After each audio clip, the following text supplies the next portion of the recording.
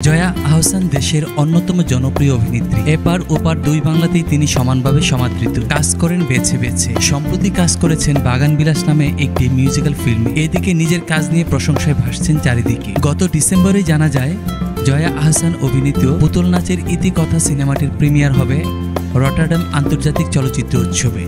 সিনেমাটি উৎসবের big screen প্রতিযোগিতা বিভাগে নির্বাচিত হয়েছিল। 6 ফেব্রুয়ারি সিনেমাটি উৎসবে প্রদর্শিত হয়। উৎসবে অংশ নিতে জয়া এখন আছেন নেদারল্যান্ডসে। সেখান থেকে জানিয়েছেন পুতুল নাচের ইতিকথা সিনেমাটি বিদেশি দর্শক খুবই উপভোগ এবং ভূয়সী প্রশংসা করেছেন। অভিনেত্রী নিজের ফেসবুক ওয়ালে একটি পোস্ট দিয়েছেন।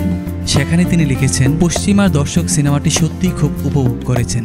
তাদের মতে পুতুল নাচের ইতিকথায় একটি অসাধারণ সেলুলয়েড সৃষ্টি। বিশেষ করে সিনেমায় উঠে আসা বাংলার সংস্কৃতি ও ঐতিহ্যের পাশাপাশি নারীদের সাহস, শক্তিশালী চরিত্রগুলো তারা গভীরভাবে পর্যবেক্ষণ এবং প্রশংসা করেছেন। এর আগে পরিচালক সুমন মুখোপাধ্যায় সিনেমাটি নির্মাণ নিয়ে ফেসবুকে লিখেছেন, মানিক বন্দ্যোপাধ্যায়ের কালোজয়ী উপন্যাস ভিত্তি করে এই ছবির পরিকল্পনা করেছি 16 বছর আগে। নানা কারণে হয়ে ওঠেনি।